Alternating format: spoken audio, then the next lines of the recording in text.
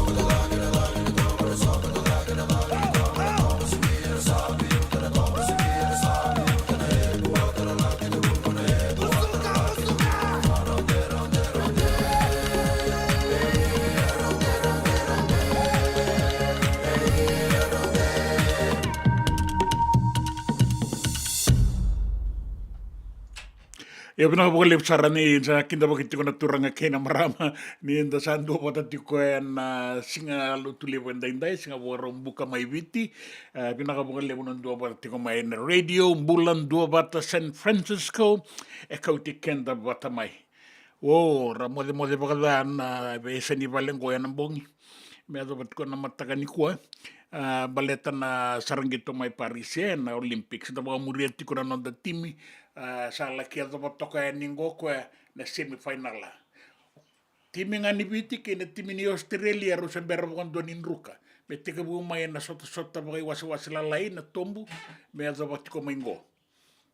Se sangat teni se baun ruka na kena bo ke dera san ruka. Ni silan salis sa mai daba kosoro na lako.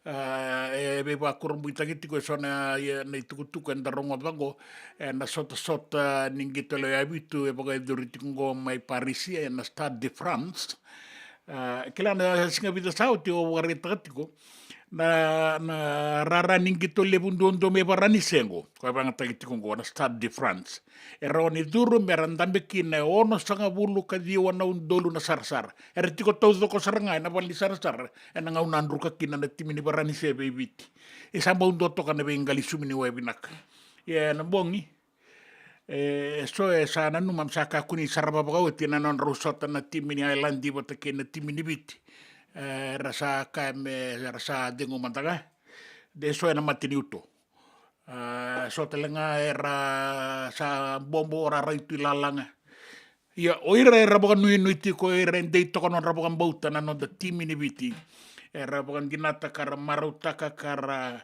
angolo bukan tiko na mataka dada sarenda inda na ngaude biti na ganga ni timini biti be islandi era kanga oiso ya se toso tungangwa na kena be talanoa sa toso da ke biti na semifinal ka anda sakinda wa kana itukutuku ana marau nda wa bina ka berto na doro wo na non ratu ndui matabu vale ratu tiko mai viti somba kara tiko ena koro ke kenda ke denda marutaka na bon wa sato sana ulu kina ngona timini viti ena semifinal rauna semifinal ki Australia ka sa nui takitiko ni sa voti ngango ruana gitu na semifinal ngana final viti na ganga ni semifinal bi Australia ena gele ganga talenga ena final me kauta mai nei ka tolu ni nona metali kola ena sota ni Olympics ni bura o era puno en tabo toko kina na non tabo bauta tiko na daka ngara tiko o sea kolini sau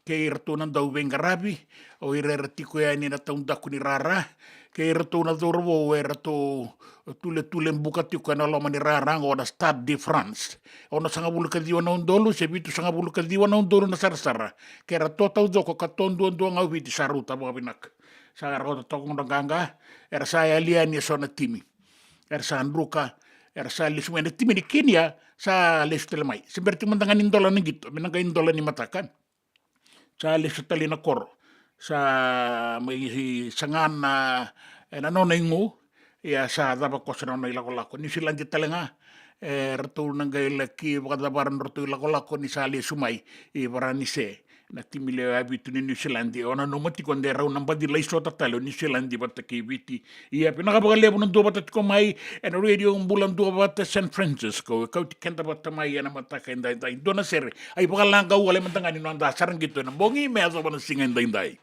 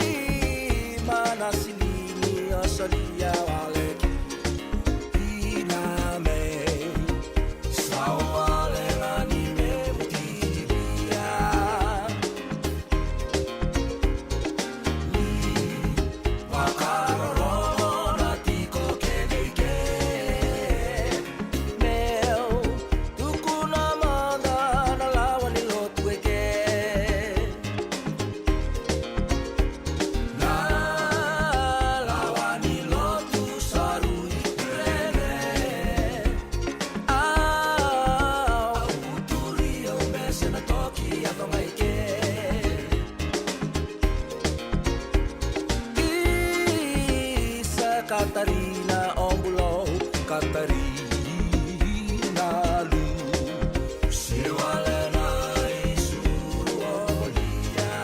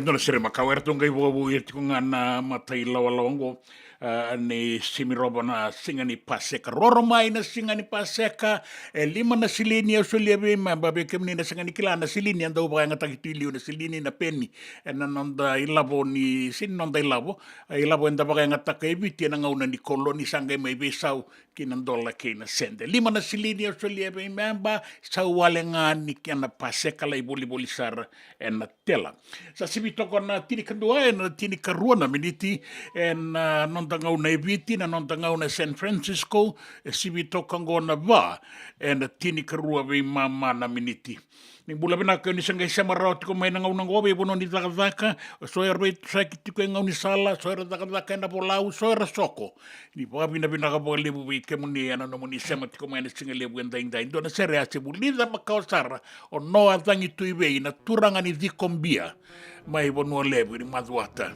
na tamai kisoko dangi tuibe turanga ni bisa boleng ya na turanga go no adangi tuibe ngai mulia kina na sere go embaletanga na non bonua mai dikombia ke na non randau tangi na manu enda be mataka tangi manu enda be ulu batu ona masi isalei ona masi na ulo ni bonua kilati ko nanga sengo ara salanga tiko ibunga na sengo endarongo da virtuna rondro langi kei na utu solo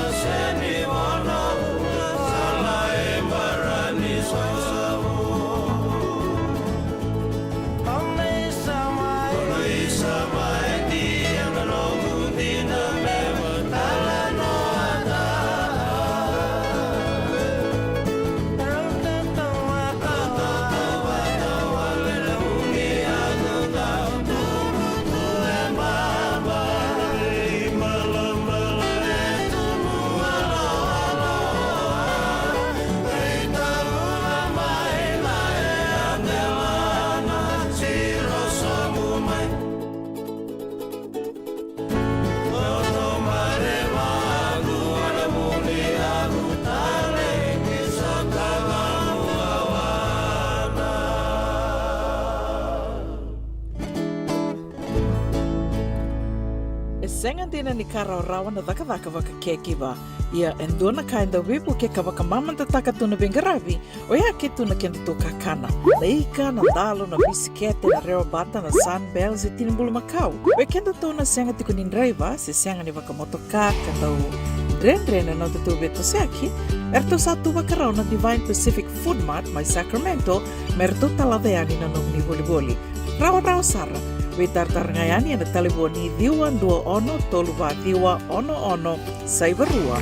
Merto bakarotaka katalada mai na nung ni boli-boli ena kenagona totolo tua.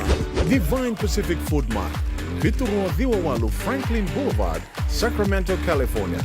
Namba di taliboni diwan 21 toluwa diwa ono saibarua. Erto ngarap talangan kenalay waka suburi ani nanomu yaya. Mai na nonderto stoa kina nomu mati ni katumba. Nungu chisu nungu banua. Dorongode na vima maniono kina vitu ene kawni bugululu we kemada we California. Vima mani ruane kawi kina tolu ene singalewu ni lotilewu we kemada we viti. E warotaka na New Methodist Christian Fellowship USA. Rongode na Radio Mbulando vata San Francisco me kauti kenda vata mai. JJ's Food Shack. E tiku kedi kena na kakana boka biti me bakana kokonda. Lobo benga ni ngai kani do itu na bundi nan dalo se tabioka. Na kakana boka malangi me bakana steak baka loka kena coleslaw. Wee! Na kari toa sa wadha badina na keni kana. Kay tiku talanga na nonroto specials and na lomo ni mga dawa. Daw tamba na Facebook. Na doy ni tiwa ya na bani mandray pai kay na bugatale. Gore na JJ's Food Shack. Viu Valley mo Billy Jean Street, Santa Rosa, California.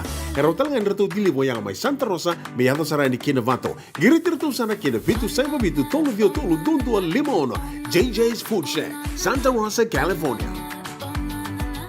Nanonda vata kay City Veni Rotorala.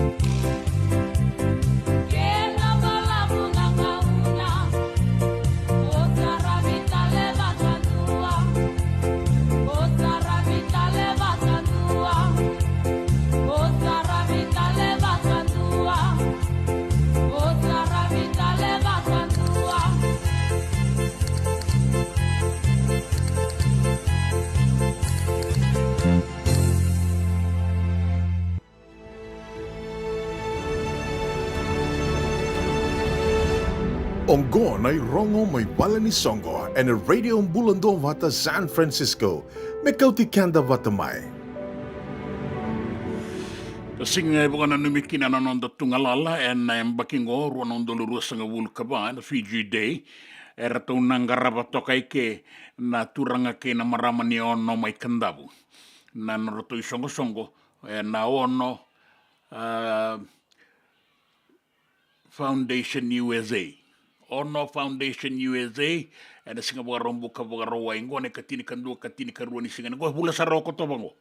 And Sonoma County Fairgrounds, Santa Rosa, California.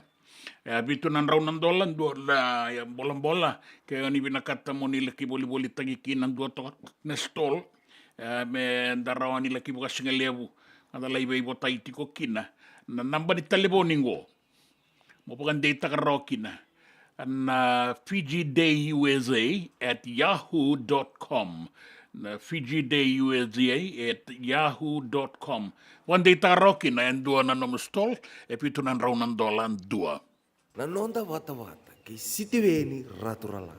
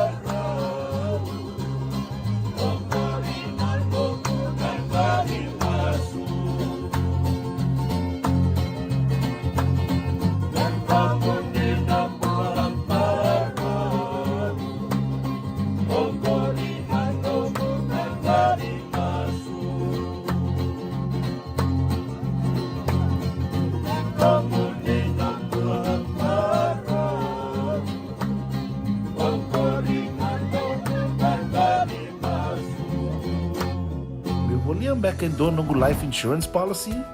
Nakakil ni tutan katil kami ni okostita na 2022 o sangir ta kasarbiri ni tauna. Kami ngaya kila mara ngaya salah ko mana check. Sengat tali ni pera, sengat sarangan ni pera palilai. In time sarangan mai. So ang kaliwara ka tala tunda wala. Kuwertongo. O saya lo dengo kami binaksa. Iyo, o yasar nga na buna, rau sara, sa tiko na pepa se senga, bula binaka se tobi mate, kambani duan nga kana soma mena claim na lom ni rosa nga bulu kavana ua keada na lenga, nisa yang baki roa tina policy. Text mai kina wasa eva walu wa dua, tolu walu lima ena kena ituku matai lalai, o ya na wasa eva walu wa dua, tolu walu lima. Doyan Robina ka naman raman na ita. Do samba di ba kusa-kusa iwe? Yandra na ita. Kita sili katalaw Monday na Orange Lounge. Maleka. Warasan ba di kata-kata pinakasar tu nga toboy, simpang bakaw. Gay way dala tu kinambata. Koe serengan kori. Sono ngono santa pinakat serengan na kenta kakana. Di na to zoko. Kaya kita sana berata ini bagai singlebu, kita sana gali bagai kabi ngaya ni kena. Na Orange Lounge, katalaw baga singalebu siya baga kabi, baraw tayo ito baga manggosang gay totokan na buno ni kana. May namenta to identity, kaya baga singalebu siya baga kabi, may baka na baga sekera, na sui, ikatabu teke, roro baga lolo, kaya na vida tale. Giraraw mo kila na menu ni singoya, na Orange Lounge, tolo-tolong 2, Orange Street, Santa Rosa. Yang dua tala na tamang ni Bingarabi ni Divine Group of Companies. Dola mena wala kaloka na mataka, kina wala kaloka anambongi moniti kina singatambo na Orange Lounge. Tolo-tolong 2, Orange Street, Santa Rosa. Dendram beka nang wala ni kibal nilo tero buku ni oso pakadadaka. Sendra-kendra kita beka na tos-tos nimbula, kuha ni lenga sinu ingaw-gawa. Nana magi mai kina programo warotaki. Mai vera tau na New Methodist Christian Fellowship USA. Nongu chisu, nongu banoa. Rongo na bima manione na kabini buku lulu bei Kemando e California. Bima mani dua na singilewu ni lotu lewu bei Kemando e biti. And a radio bulando wata San Francisco. Me kauti kanda wata mai. Nanonda wata-wata kay sitiweni raturala.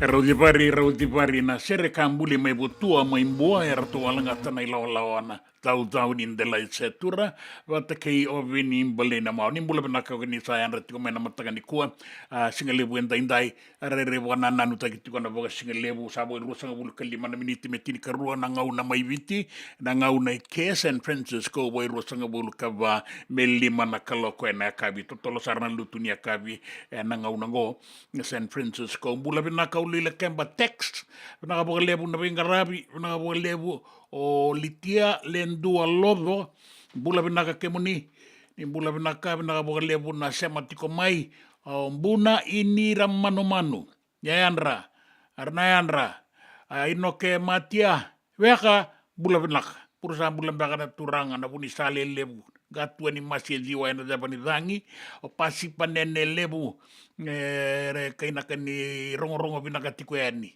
ia benaka boga lebu o ili kayangalo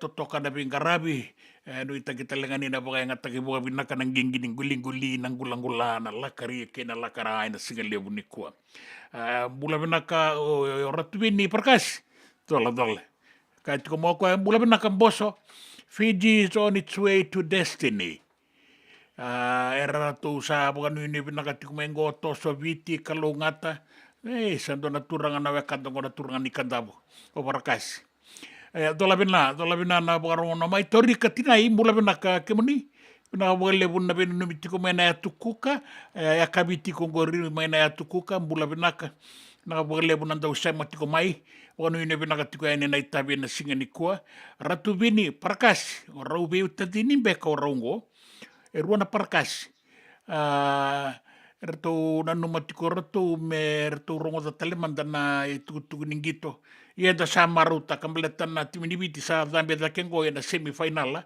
era sa lesu kina korro sor timini Kenya na timini New Zealand sama indruka sa lesu sana senia da pada final me baka mai Tokyo na bana mbaki sauti lela lubu bula binaka bula utau rogo binaka tiko ya ningori San Francisco ia da tiko kede ngango en dua tiko ngana matabu vale lutu nambiau melaia Liandra kalau ngata tiko na bengarabi na singa ni kuwa ke pasi panene lebu bina lebu ke muni bina lebu njina William na isau dola bina bate ke ilai mate bina sama tiko eningo endela na mai na maka esa na be vale makawara tiko ikeri rasali tawana tiko eni so na taka baga matani tu mendelana siro sombu tiko eni ngori me ado sarne palilotu pinaka boga lebu na dua bata tiko mai enandi yanu pinaka boga lebu na bena numi iso tombia ratu sisa endra bina pa tola bina KM tu bosa turu dola binarigi ternadola Saint Rafael wate ke Santa Rosa da tiko kinango na singalebu endai dona no muni bota bundo madanga na ibogalanga do tolonga mai be roto na mata sere ni veia sana mai na tambu elo toka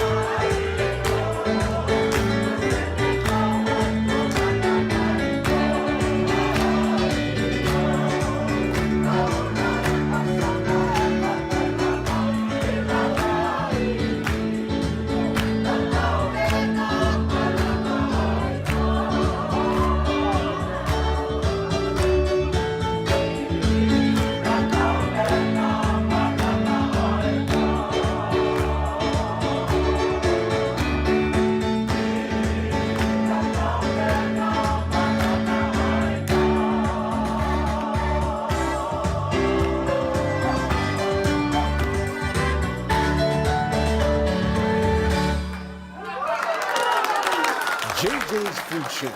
E tiku kevi kena na kakana boka biti me bakana kokonda. Lobo benga ni ngai kani do itu na bundi nan dalo se tabioka. Na kakana boka langi me bakana steak boka loka kena coleslaw.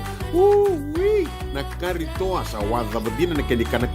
Kay tiku talangana non to specials and lomo ni madawa. Dau tamba na Facebook. Na doi ni tiwa ya na bani mandrai pai ke na bungatale. Gore na JJ's Food Shack. Viu Valley mo Billy Jane Street, Santa Rosa, California. Karotal nga nito dili mo yang may Santa Rosa, may yato sarang ni Kinavato. Giritirito sana Kinavitu, Saiba Vitu, Tolo Dio Tolo, Dundu, Limono. JJ's Food Shack, Santa Rosa, California. Me volia back and doon ng life insurance policy? Nagkakil na ito tayo, kabitu ni Agostita na 2022. O sagir ta kasarabiri ni tauna. Kami nga ya, kinamata siya nga ya, sala ko man check. Sengat tali ni pera, sengat sarangan ni pera palilay. In time sarangan may. So, ang taliwara ka talaga tuntawala ka. Kuwertong ko. O saya lo ko din, o pamibinaksa. Iyo, o yasar nga na buna, raw sara, sa tiko na pepa se senga. Bulo binaka se tobi mate. Kambani duan nga kana soma may na claim na lom ni rosa nga bulu kavana ua keada na lenga nisa ya mbaki roa tina policy. Text mai kina wasa eva walu dua tolu walu lima ena kena tuku matai lalai. Waya na wasa eva walu dua tolu walu lima. Doyan Robina ka naman raman na ita. Do samba di ba kusa iwe? Yandra na ita. Kita sili katalaw mande na Orange Lounge. Maleka. Kuarsan ba di kata-kata pinagasar tu nga toboy siyang pampakaw. Ngay way dala tu kinambat. Koe serengan kori. Sono ngono santa pinakat serengan na kenta kakana. Di na to zoko. ke baka kitusan ng berata ni baga singalebu kitusan gali baga kabi ngaya ni kena Na Orange Lounge, katalaw baga singalebu siya baga kabi, baraw tayo ito baga manggo sanggay totokan na buno ni kana. May namenda to with ti, kanay baga singalebu siya baga kabi, may baka na baga sekera, na sui, ikatabuteke, roro baga lolo, kay na vida tale. Giraraw mo kila na menu ni singoya, na Orange Lounge, tolo-tolong dua, Orange Street, Santa Rosa. And dua tala na taban ni Vingarabi ni Divine Group of Companies. Dola man na wala kaloka na mataka, kina wala kaloka anambongi moniti kina singatambo na Orange Lounge. Tolo-tolong dua, Orange Street, Santa Rosa. Nanonda bata-bata ki City Veni Raturola.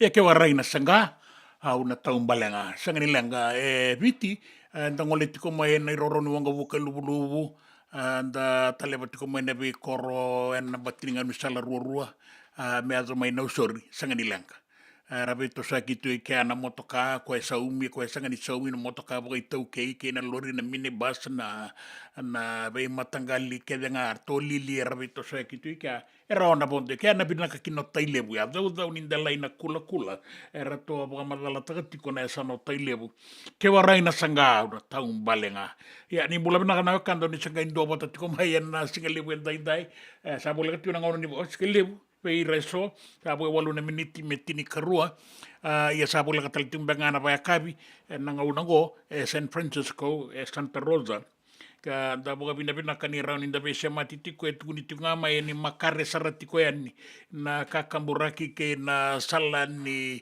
I be talanoa and tiukina ena singale buenda indai Santa Rosa and radio bulan dua bata sa boga bina katiko yani to sa boga katalitungani ado yani kinaging gulang-gula na ila kurang lagu tiko yani be singale sa singa boga rumbukan ni kuah ada sa boga romaru takatalendua na mua ni mazawa ina gai to toka sarana marau ke na malaunde ni sa Andre Rauma ina timinibiti ina katoli ni na metali kola Naomi Whitman mai Avondale ni bula benaka kemuni ni bula benaka wa nu benaka tiko yani New Zealandi nanraki kanirarao ni sa lesu totolea ni na timin New Zealand una numatiko de rona le final tale kin timin viti ya sa ratu lesu enerto unruka indu ya taronga tiko ma enruka bidei enruka bi South Africa ya sa ko ya na kena madal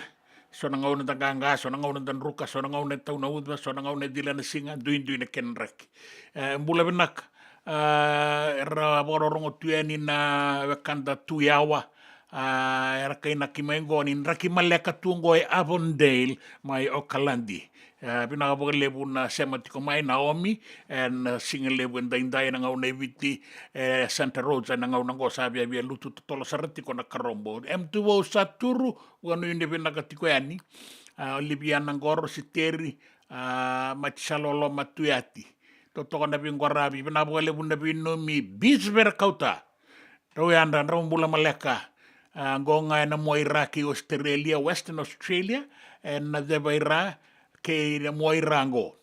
Makar se tu na no monrau bengarabi.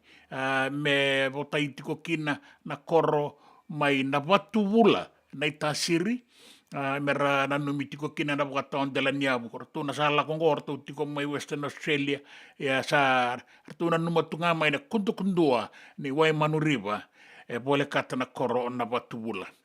Dan nagai rongo itukutuku ena tini karua da bukan jauh da talimanda kine sona itukutuku ena non da banua na biasa iburu-buru na itukutuku ningito ke ena itukutuku nin raki ena singalebu enda indai dona sere me kau tikenda ena kina ngauna ni roko itukutuku ena singalebu enda indai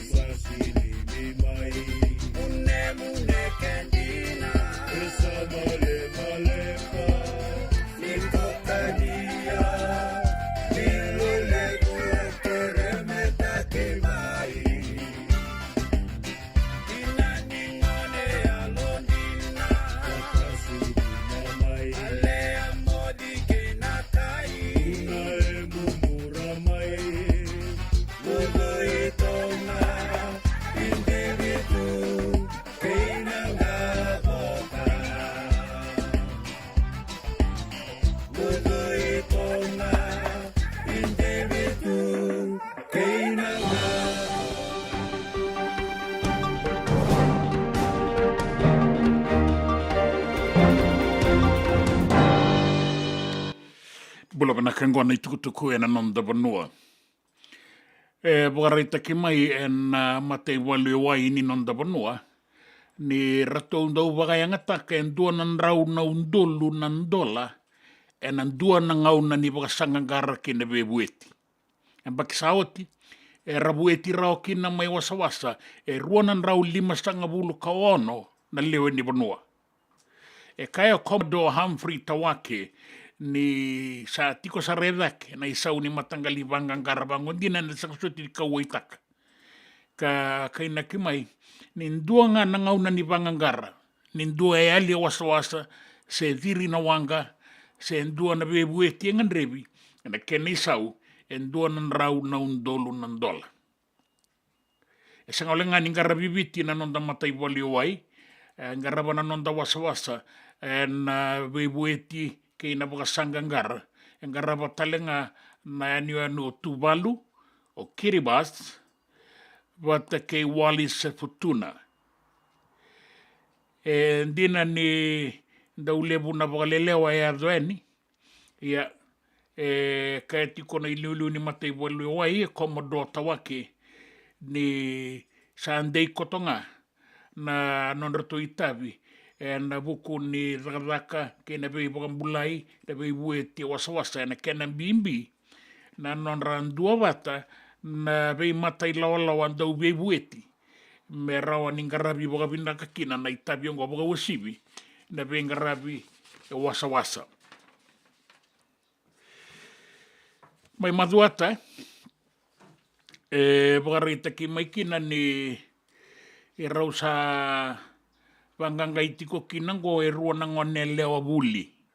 Rua nangone lewa buli e kune beirau mai maduata e nandua na korni buli mai kia e soanan rau ni kaumandu ka singemi ni marijuana. E kaya naman india ni korni buli o randini deba raluna ni kawaitaki walebu na tikinango. E dondono me kawaitaki. Baleta ni isenga walenga ni wakalenga ikina na non rambula na ngone buli e na matanggali dakakango e kaya talenga ni wakambauta ni rasa wakaya ngatakitiko na ngone lalai me rabe kauyaka ka bolitaka na wainganga baleta ni nasang ni singemi wakarorao. E kaya oraluna ni sa tukunia ni kina tambana yang garaba na wainganga e na tambatakataka ni obisa ia sa wakandei takatiko mai ni sa wakadengo e na takataka ni bei wangangai sa ya tiko wambimbi bei rau na ngonele wa bulingo ka rau atombo ni tiko bei rau na rau ni kaumandu.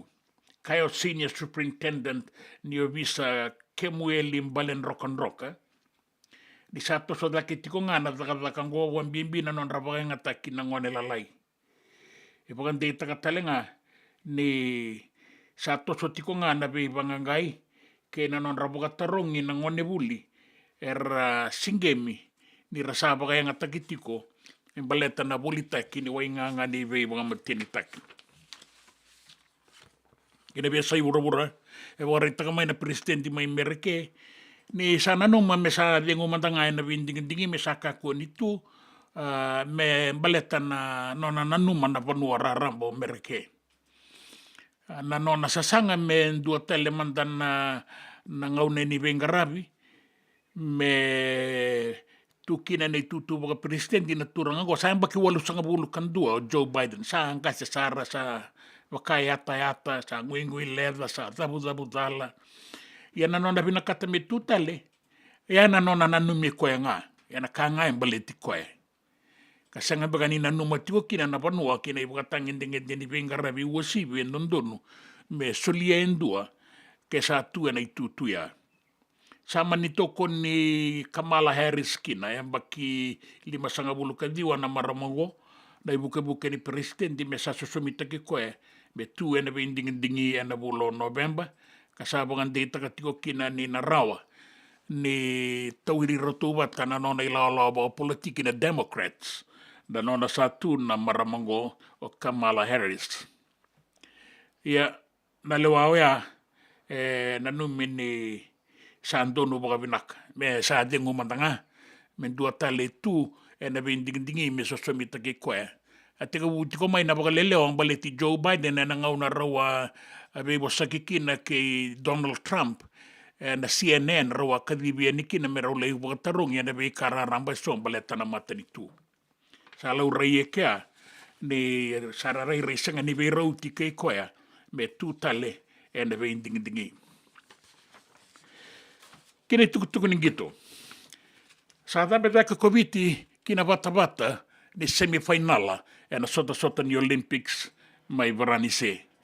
Bukan rukai Islandi na non rusota na kota final na kai tini ka diwa tini ka lima. Goendo nang gito bukan risete baleta ni ratu atamba kay liun na timinibiti na ken ratu kai sa mai vitu toka ni senga nimber. Erto sa tamba katalenga na durobo ni Islandi na ken ratu kai erto tamba ka betarabi karato sa kasar na non ratu rawaka en la tinin poindi ke ina vitu ene be mama tini vitu ngangati ko Ireland ene be mama ya oti sangai dua tale na polo e tambaki ka ratu sa la dambe da kasarkina ene tini kalima lima e kya sa na numini sana ngangaki no Ireland sa leka na ngauna sabo era tuanga tambaka betarabi na daurobo ni viti na polo a kautada ke kina na kenra tu kai kina tini kaliwa ka tini kalima tikonga na timini Islandi. Era usana lai sota ke Australia na semifinala.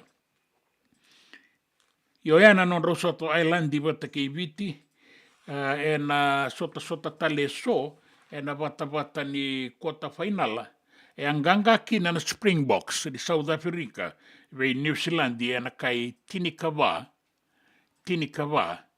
ka vitu o New Zealand. Kini malembale to na lesu to tolo mai vale na dorobo ni New Zealand.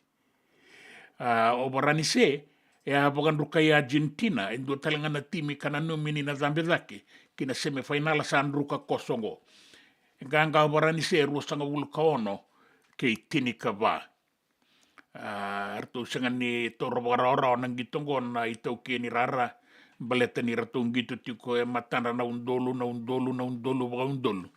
na dau ve tokoni ongore na itukutuku ni gito anda sabo kan ni bina tiukina na non ratung gitu na dorobo bertu na dovani na semifinal na final ke na metalikola ele gitu takitikongo menanga ya kina na final na singatambu tukutuku ni raki solitiko ni na ibogaroni dangi kaukaua membaleta na be imbara bini ibe anu me kandabu ke na be bonua bolekata na atu ya sawa ke na atu mamanuda solita tungani na ibogaroni dangi kaukaua na deba ke viti levu me tegebu mai loma wai me ado ki singatoka na barabi ke nanronga ka wakakina na bua suba ke no sorry ke na deba ni atulau. Solitiko ni kinango na ibogaron ni dangi kaukaua.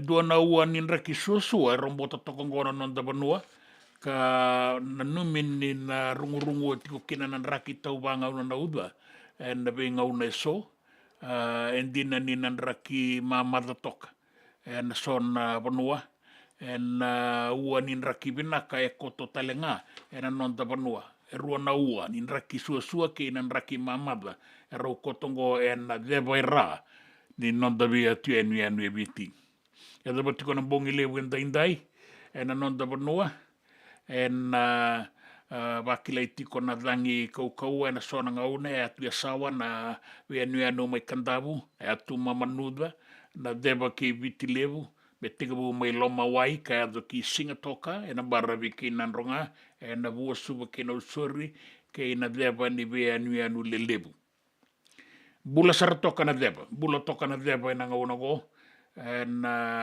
ado basaratiko na vasanga bulu kalima na nota na kaukau ni dangi na be banuango sa solitiko ni kina na ibogaro ni dangi kaukau bula tiko na toka lau deba ke na deba la kia doba na vasanga bulu kalima na nota na porobora ka porobora sara na wasa ngori nan raki na non dabanua na itukutuku mai banua tani ke nan raki wasa na nonda bata-bata, kay City Veni Raturla.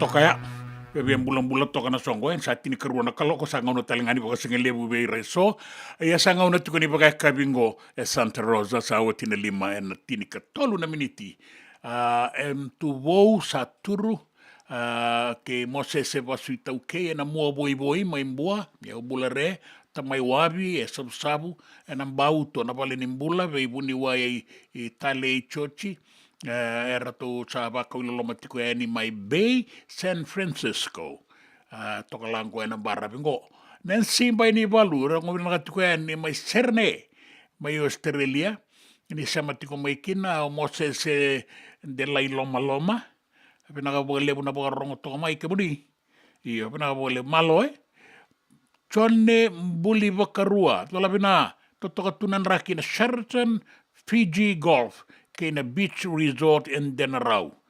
Endo ada tuku bina kanda rongo ta chingo.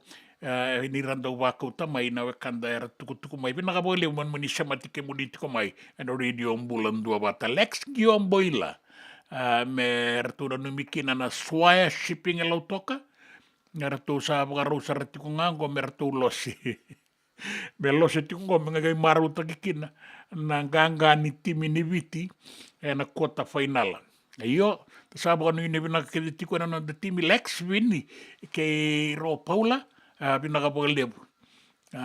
Ratu na mitale tiko ngakina o lolo lutu mai langi o reama sam vondre o vina rungua lolo maeti na leo ni kala siwa lusanga bulu kandua lolo makotea ina Bay San Francisco e na singa lebu en daindai. O ya ndua nai bota men dua rokina na kena ibu kalangau e na singa lebu en daindai. Toso tiko na nonda vengarabi en radio bulan 2 bata San Francisco kauti kenda bata mai e na nonda bata.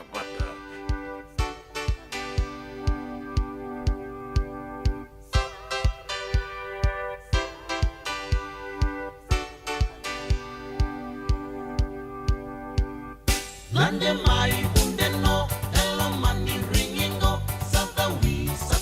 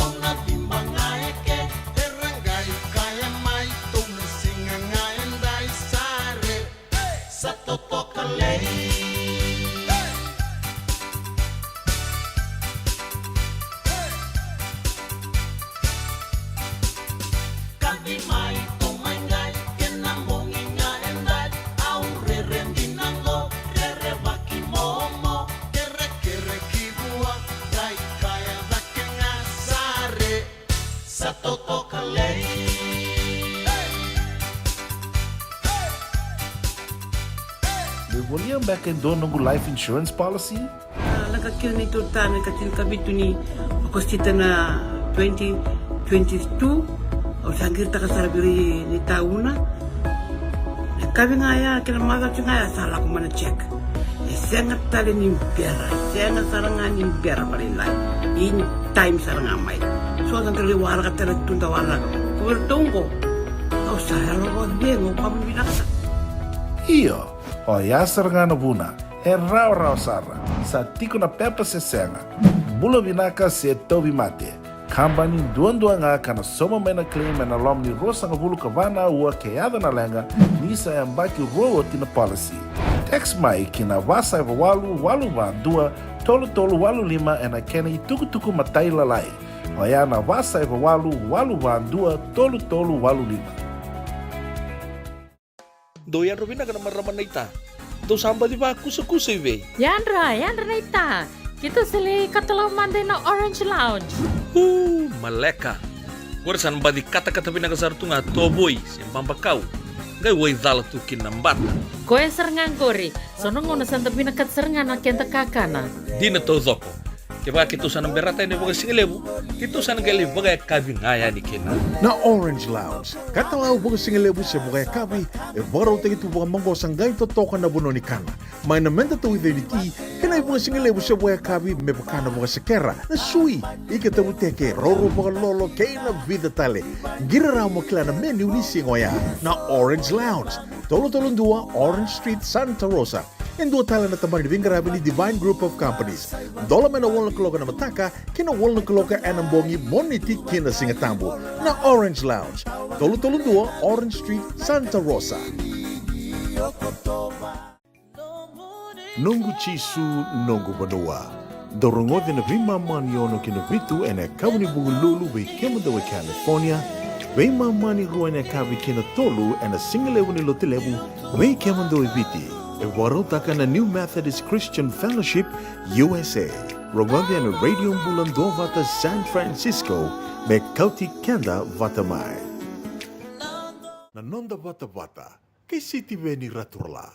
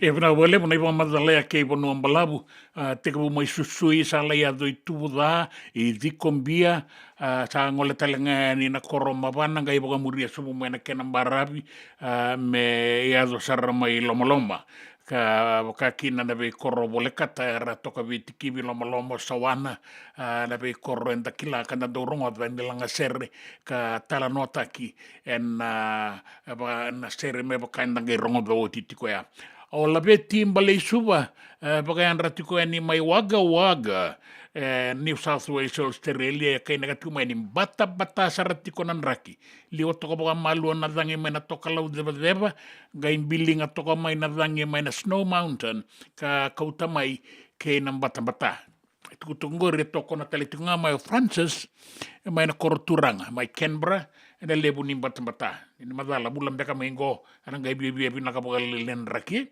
naka baga lebu ana non rato wen numit ko mai o te vita bautarua re langata indo na sere ki randi ke samu se bangarimant ya ke bakando warong ti mai waga sana ngai lago ti ko ene na no mundo sere nandu na ngau nei muri na ngau ngai kune raw mai kina vani toka ena nun turanga mai bau ena numitu kina mo sali ke nau naulu bubina ka bolep mai soso na enu mbau enandela ni Westiliba neta ni manuhapa ai ni bula keuni malona bengravi na bolep na bina numiti ko mai na bolep talenga na tuku ni Era mo kasi nga lewo eso era losi. Siya na numiti ko nga ng gito na matakadata. And then yung gito binak. Wari siya toka. Ia sabi na kanisanganga na no the team me to so da keni kina semifinal la mera no sota kina kiyo Australia do na kena ibalanga wena singale wenda indai ramala unde tu na tarlala o buni marama senga tara waraka me singa rarama do na wawa PG Police ramala unde tu na tarlala ono unita uaseme Sotang singararama Matale apo sota hadivatuna Oda beneu atolona Matale apo sota hadivatuna Oda beneu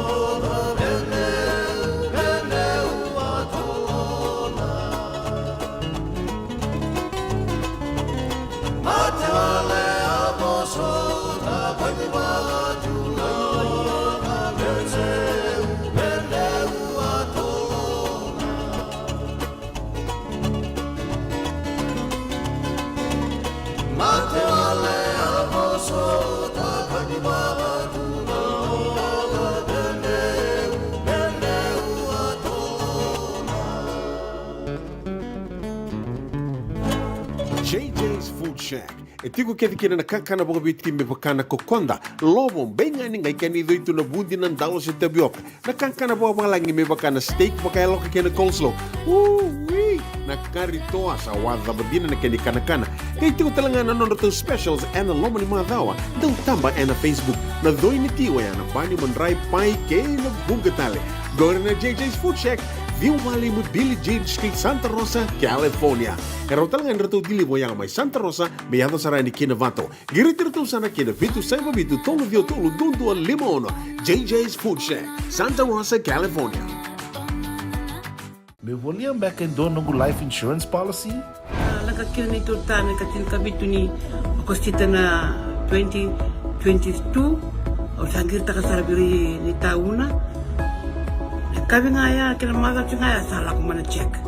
Sengat tali ni impera, sengat sarangan ni impera palilay. In time sarangan may. So, ang kaliwara ka talagang tundawara. Kuwertong ko. O, sala ko din, o pamibinaksa. Iyo, o yasar nga na buna, e rau sara, sa tiko na pepa se senga. Bula binaka se tobi mate. Kambani duan-dua nga kana soma mena claim na lom ni rosa nga bulu kavana ua keada na lenga nisa yang baki roa tina policy. Text mai kina wasa eva walu va dua tolu walu lima ena kena ituku matai lalai. Oya na wasa eva walu va dua tolu walu lima. Doyan Robina ka naman raman na ita. Do samba di ba kusa-kusa iwe? Yanra na ita. Kita sili katalaw manday na Orange Lounge. Maleka. Gorsan badi kata-kata pinakasar tunga toboy sembambakau. Ngai wai dala tukin nambata. Koe serengan kori, sono ngona santa binakat serengan akenta kakana. Dina to zoko. Keba kitu sana berata ini bagai singelebu.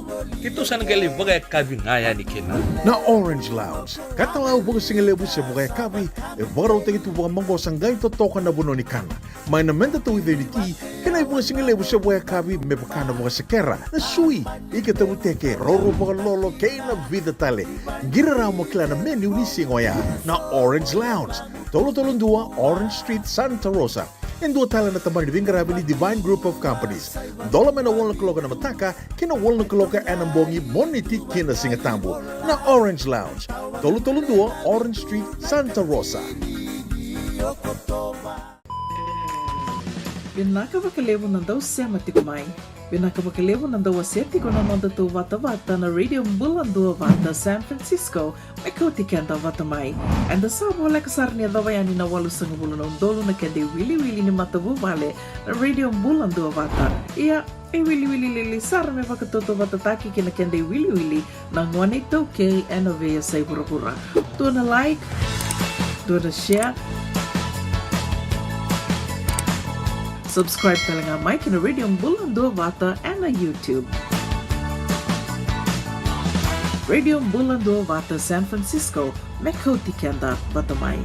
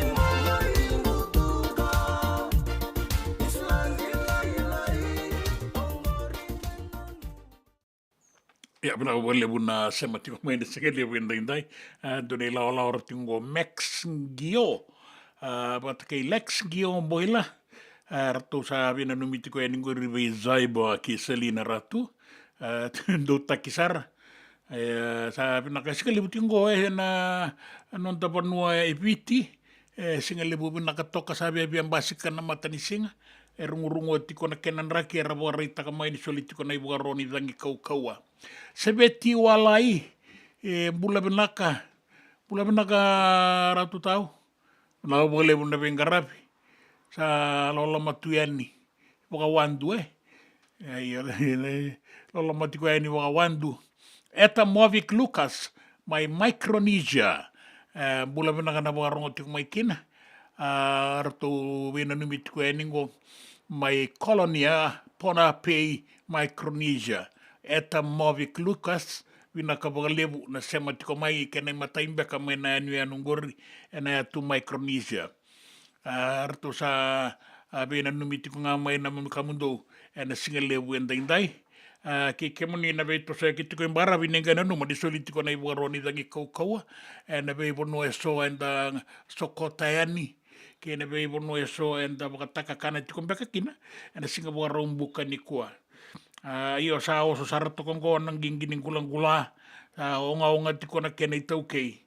Na kabe kai me kautaini na lakari, na lakara, na guli-guli, na gula-gula. Kena be matangali. Ni pakangatakat tiko na singalebu. Nende e saurau-rau talanga. Sambo rau tukin na tanguru. Na singalebu ni kua. Rato wambula tali tunga mai na wakanda. Na swire shipping. Mai lautoka. Wena ka wakalebu na sema tiko mai na singalebu endai. Nonda ngau nango. Kaya numa me rato na wota italenga kina. Wata utuwa. Take muni na dua wati kuma. Eso eseni kerama na sere. Esang talangani. Wena numi mai. Eseni waka modi se waka mbula. Tukunangani sara-sara tiko mai. Watching. So anjina. Doon na ceremony wata ikina. Ay waka langau ni watching. Non the station in radio mbula dua wata San Francisco. Ni kauti kenda wata mai.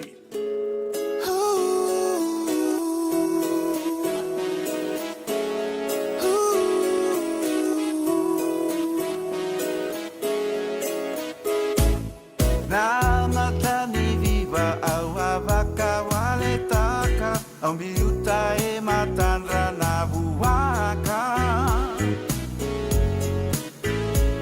Reibu nini ungai andra veve kala Sa senga tale ni kune arawa Isalenga una moni le sutale mai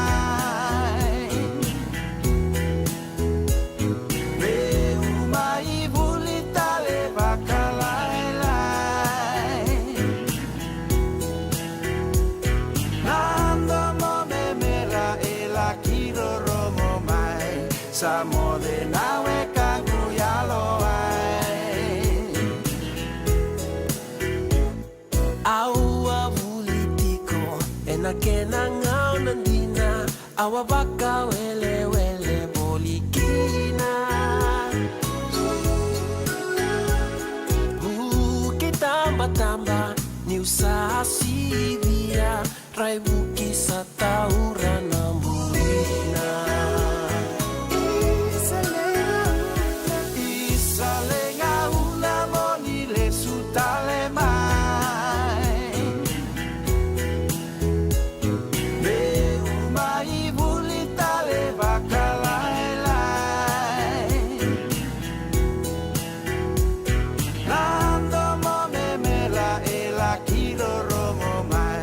Sa mode nawe kangu yalo ai Au sa mai oda tu Ena lola tanga Me bakana o seni sibi Yana Aura ile suba Lano umata ni diba Saramutia o nanongu lia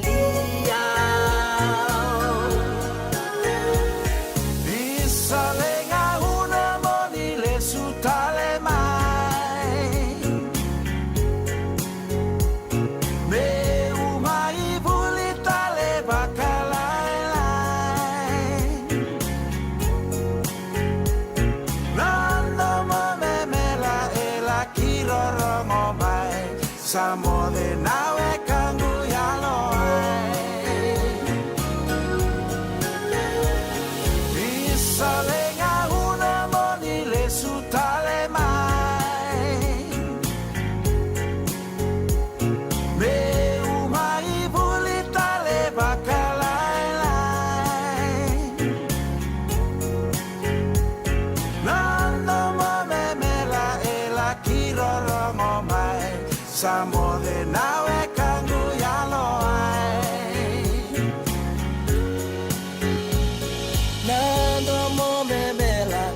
Randirorongo mai sa modena we kamu ya loai Nando mo memela ela kirorongo mai sa modena we kamu ya loai Nando mo memela ela kirorongo mai sa modena we kamu ya loai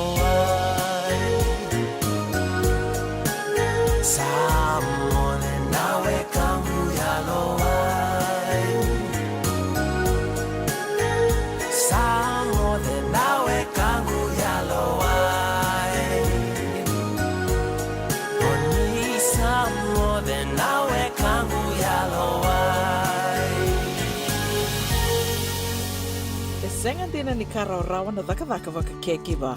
Ia endona kainda wipu ke kawaka mamanta takatuna bengaravi o ia ke tuna kenda tō kakana.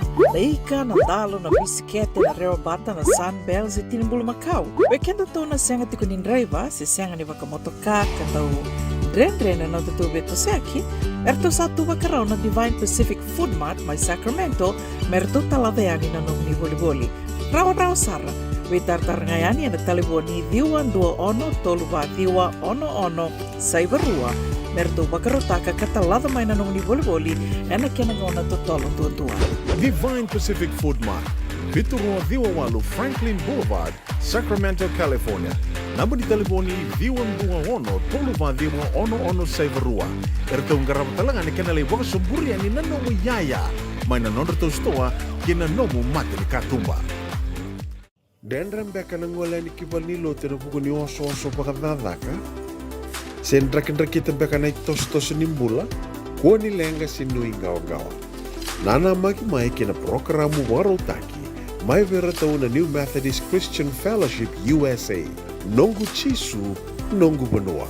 Rongo na vima manione na kabini buku lulu bei Kemando e California. Vima mani dua na singilewu ni lotu lewu bei Kemando e viti. And a radio bulando vata San Francisco. Me kauti kanta vata mai. JJ's Food Shack. E tiku kete kina na kakana boka biti me pakana kokonda. Lobo benga ni ngai kani doitu na bundi nan dalo sa tabioka. Na kakana boka malangi me pakana steak pakaya loka kena coleslaw. Woo-wee! Na karitoa sa wadha badina na kani kana. Kaya tiku talanga na nono specials and the lomo ni mga dawa. Daw tamba na Facebook. Na doi ni tiwa ya na pani manray pai kaya na bungatale. Go na JJ's Food Shack. View Valley mo Billie Jean Street, Santa Rosa, California. Pero talagang rito dili mo yang may Santa Rosa, may yato saray ni Kinavato. Giritirito sana Kinavitu, Saiba Vitu, Tolo Dio Tolo, Dundu, Limono. JJ's Food Shack, Santa Rosa, California. Nanonda wata kay City Veni Raturala.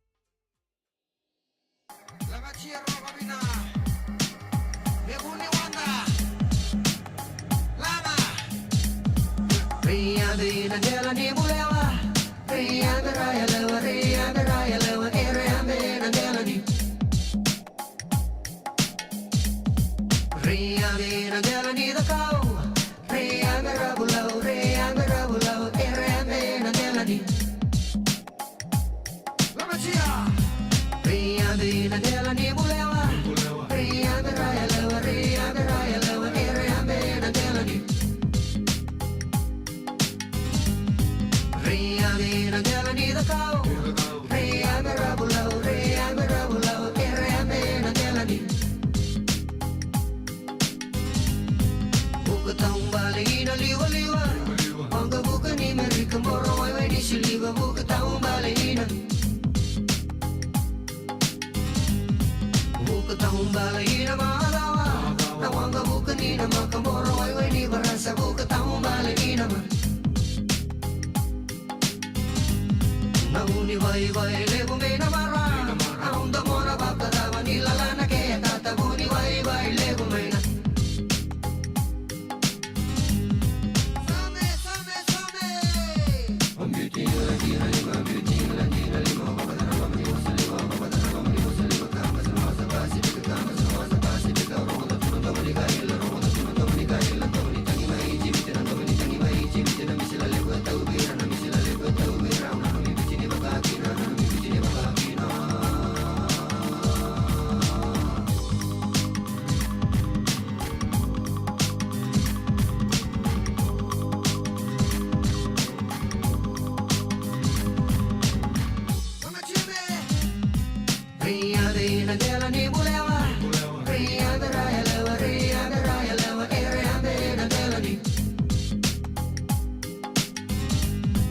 Ria vina della nida kau Ria merabulau Ria mena della nida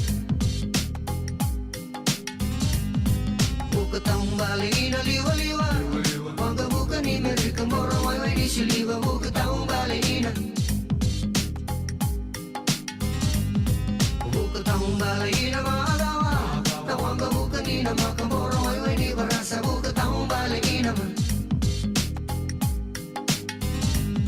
Nabuni vai lebu me namara Aonda mora baka dava nilalana ke atata Buni vai lebu me na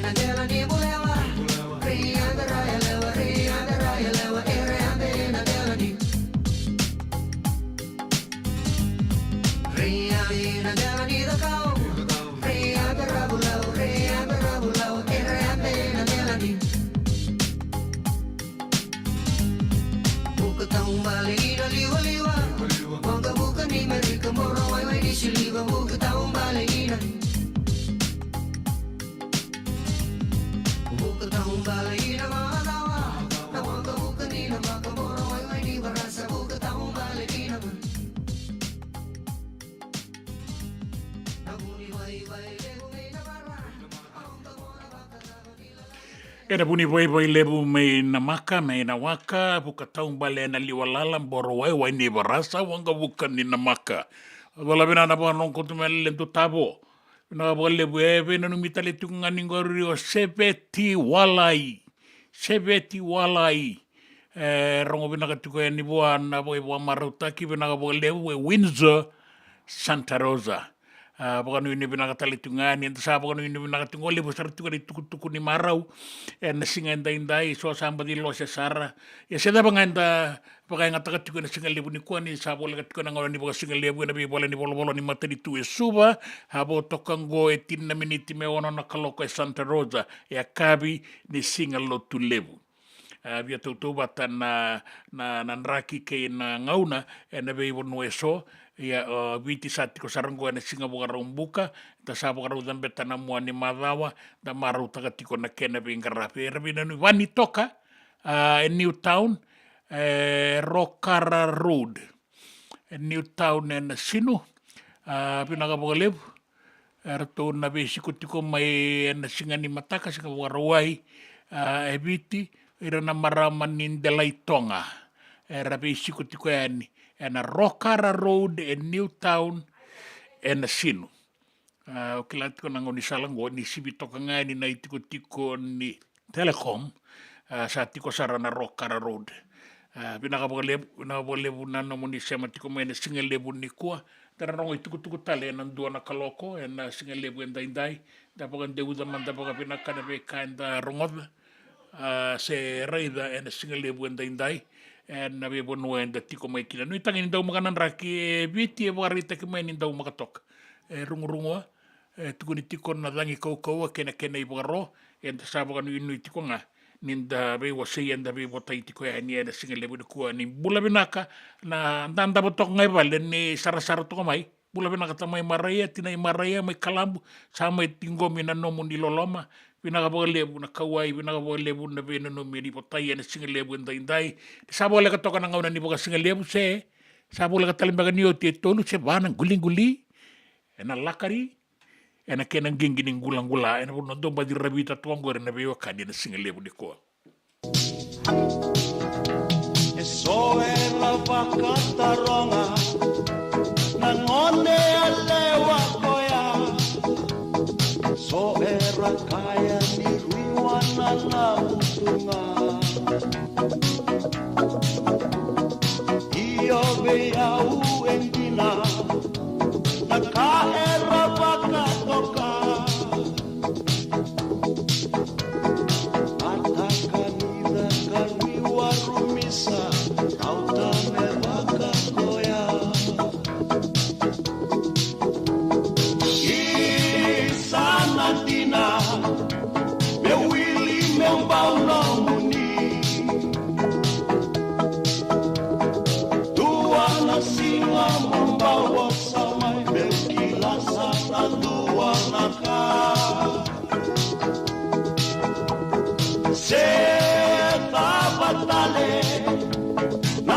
Samo malele mai Vaka butu dialo Nomu beida bila kitunga Isa ondondo modala Ditiko endue lewa Beida laloa kafewa kita kitunga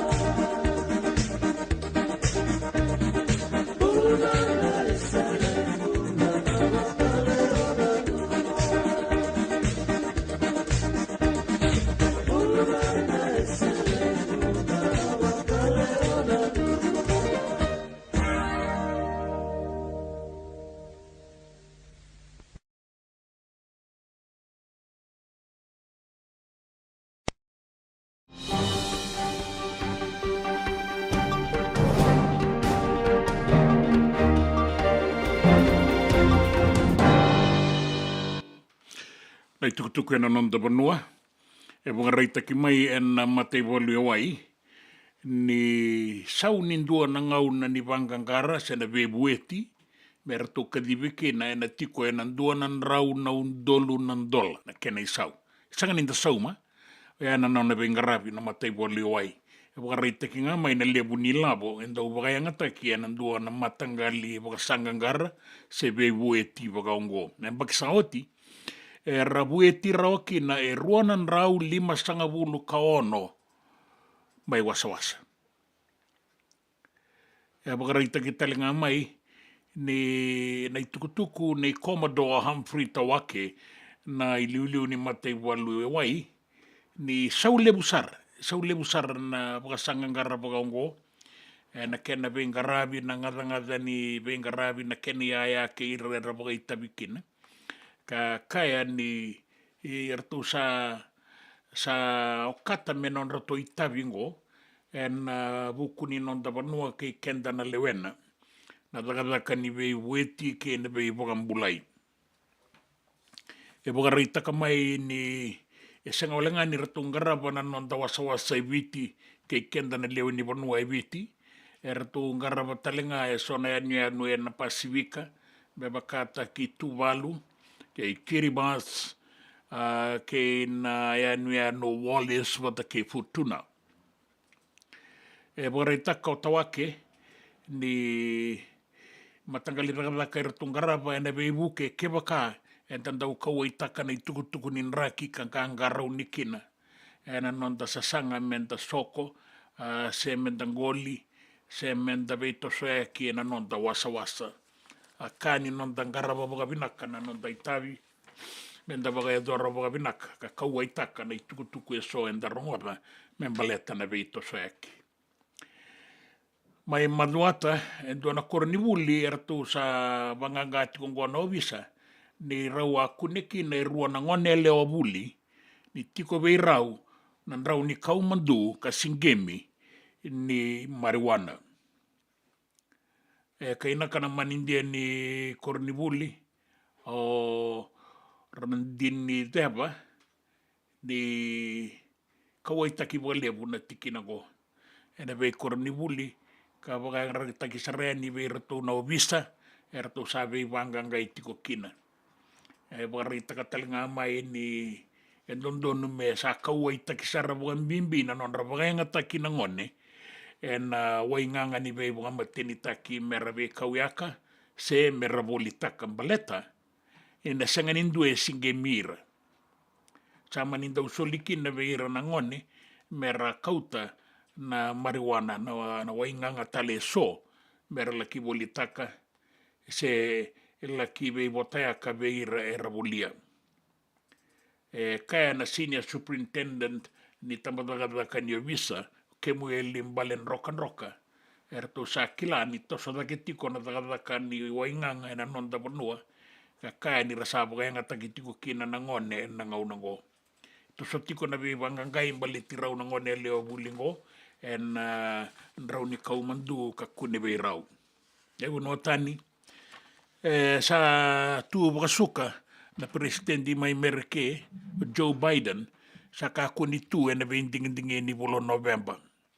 E kaya ni sa dakava na wakatule wango me na numikina na vanua. Kebaka, e na sasanga tiko nga me tu e na itutu ni presidenti ni sao tine vinding na bulo November sa nakambe ka nga ni nona na numikoe sa sanga ni nanuma na vanua mbaleta sa baka salataki na nona ituba kinimbula sa sanga ni veirauti ke na itabi baka presidenti e na dua na vanua wakata ki Merike sa tika buti ko mai na nona baka nindike so membaleta na mbula ni Joe Biden e na ngauna rawa saumitarokina ke Donald Trump e na ndua na vei tarotarongi ka eado na television na CNN mai Merike sa kune votukina ni sa sangani ngani tikoya na itutuya sa dala sa dengo oda sa vei dala titalenga na vei ka e dabuta ka iwaga uasivi ni sa mai tau yuko e talenga ngona COVID ka nanu me sa suli mandavua indua na ivakasala mi sa dengu. Nang gito, e wakarita ki mai ni sa Zambia na timi ni viti kina wata ni semifinala na sota ka buka e duriti kongwa na Olympics mai Parisi mai Parani se. O tiendo nang gito kau wasara wakarise ate na non sota ke Islandi na quarter finala. Rtua sa baka i mandai liu na timi ni viti ngai vei taravin rawakai nei Islandi. Baka i vele dai kina non ratung gito na dhurau sotango ka lungata ni ratu sanga isa sanga tale mai ni sa oti nei matai ni vei mama ka liu toka kino Islandi na kai tini wata kei vitu. To so da ka tale Islandi kina tini kali mai kea sa lai tu wandua kina na kai ke Islandi. Sanga isa sanga mai o viti. Ni se lima tiko ngana kena kai, mela kia dhawa na tini ka dhiwa, ka tini ka lima tiko ngao Islandi. Na sota tale so na kota finala, bukarita ki mai ni sa mainruka na timi ni New Zealand. Go i tuku i wa kurumbuita ki ni mainruka na timi ni New Zealand vi South Africa. South Africa sa via o ti sarangana buka nui ni na dhawa roe ni na kota finala. Ia erto sota wata kene timi ni New Zealand, nruka o New Zealand tini kaba vitu. Sa lutu kina sa nruka talenga o Argentina, kan nruka vira toni tau keni rara varani se. O viti rau sana sota ke Australia na semifinal. Dera na numai so, ni sana rawa kina na non toso kina final senga o ira kenda na timingo era sasanga tiko ya ni mera rawata na koula na itutu kala ki tango makatoka na timi ni viti na non ila lako ya ningo ki Paris enda sabo ka nui bina ka tiko kina solitiko na ibuka roni dangi kau na non dambarabi ada mana basanga ulu kalima na nota na toka lau deva bata ke na deva enda be imbarabi enda bua suba ke na usori baka kina na barabi ke na ronga me teke bu me loma wai me adu singa toka en be imbarabi tale so en deva ni atulau baka kina en anu kandabu ke na be anu bole kata na atu sawa solitiko kina na ibuka roni dangi kau en ngau go me adu basar na bongi lebu endai en tau tiko na uda bula sarat tiko na dangi ka na rungu atu na lomalangi mai na atu sawa ke na atu mamanuda baka kina na atu lau ke na be bonua bole kata en bula sarat toka na deba ke na toka lau deba la ke do na basanga bulu kalima na nota ena sona ngauna en da sa baka salata ki me da ganga rauni kina na lewe ni bonua ena non da be to soya ki takali ngori na tukutuku na non da bonua na be sai burubura na tukutuku ni gito kainan raki Na nonda wata ki siti veni raturala. Bang.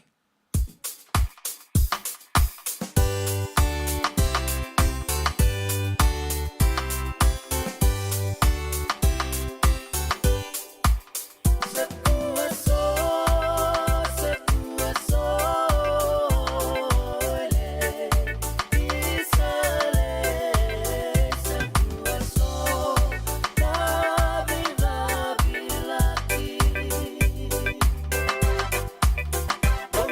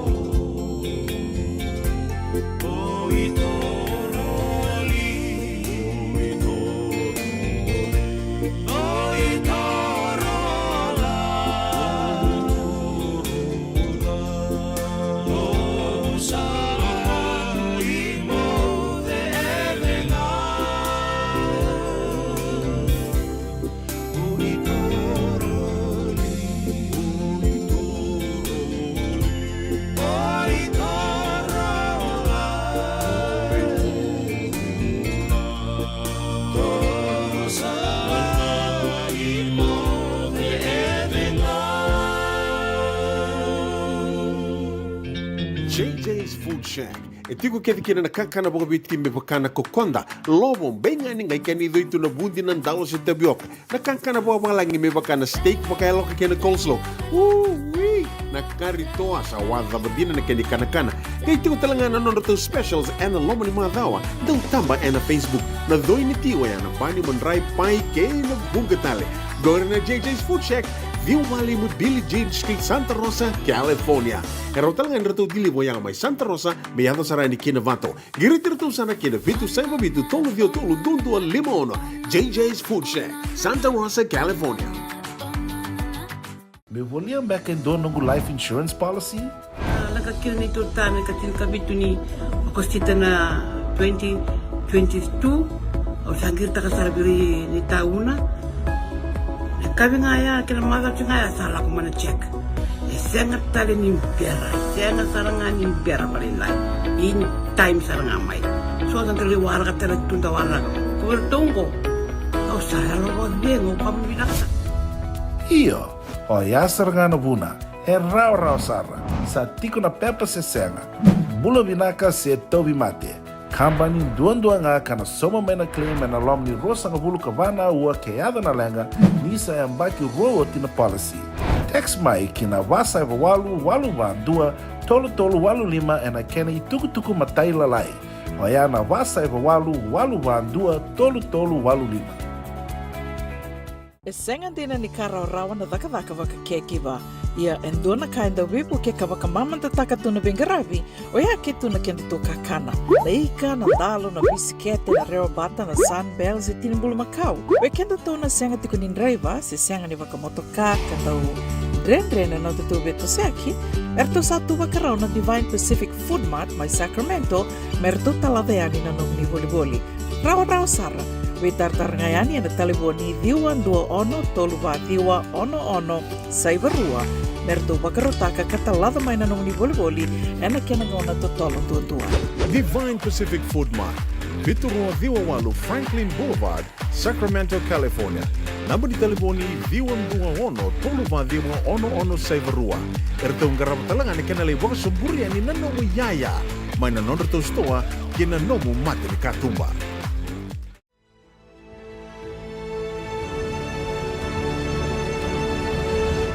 Ongo na rongo may bala ni Songo and a radio bulando vata San Francisco.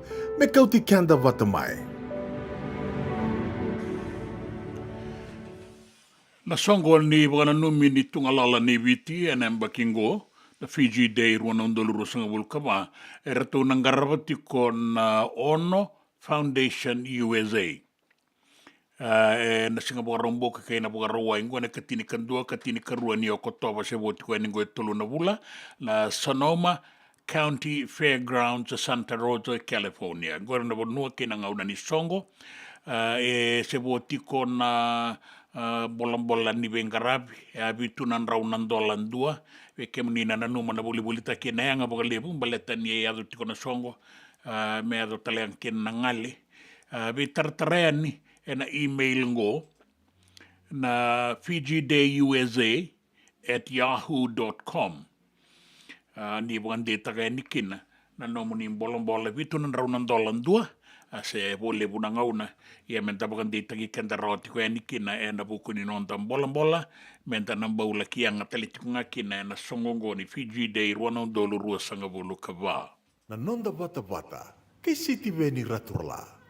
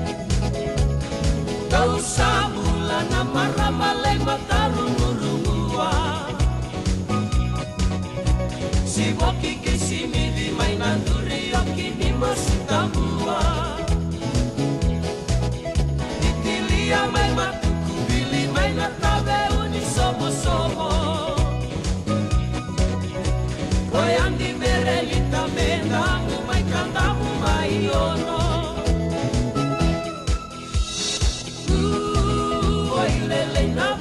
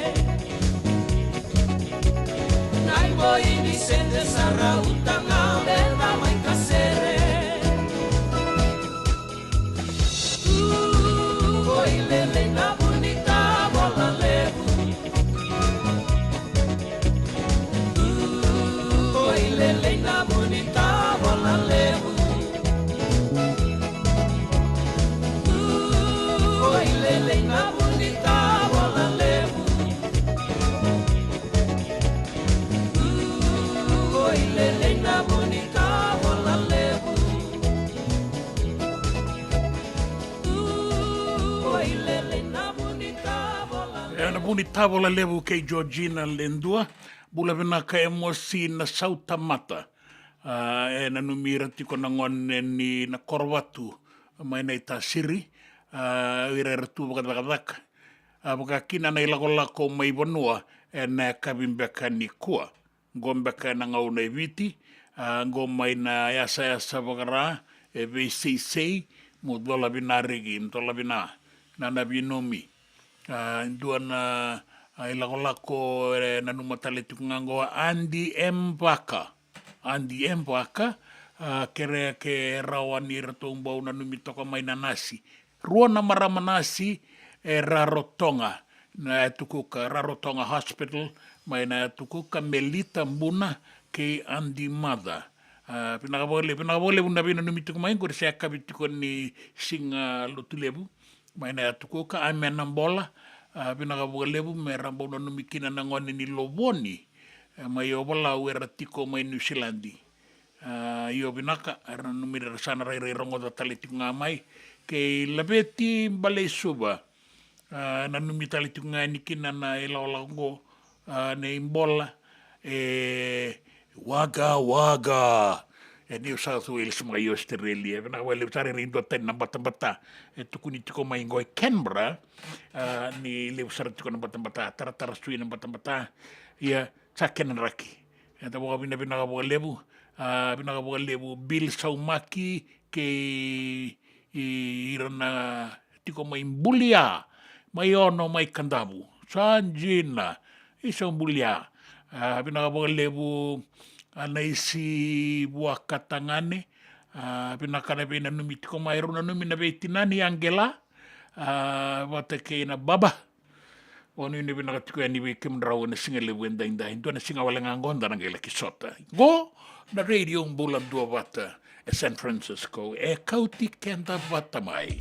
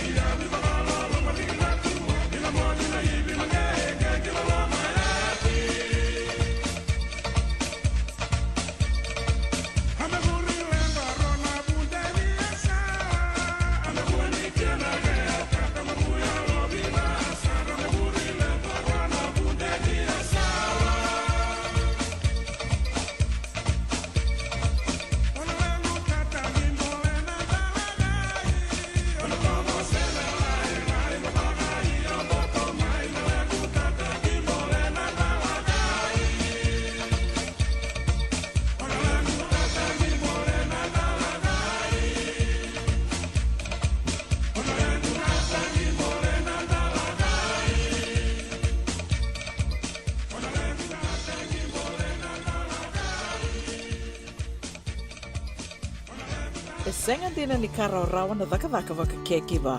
Ia endona kainda wipu ke kawaka mamanta taka tuna bengaravi, o ia ke tuna kenda to kakana. Leika, na dalo, na bisikete, na reo bata, na sunbells e tinimbulu makau. We kenda tona senga tiko nindraiva, se senga ni waka motoka, katau Drena no te beto seki, erto satu wakarau na Divine Pacific Food Mart mai Sacramento, merto talaveani na nomni boli.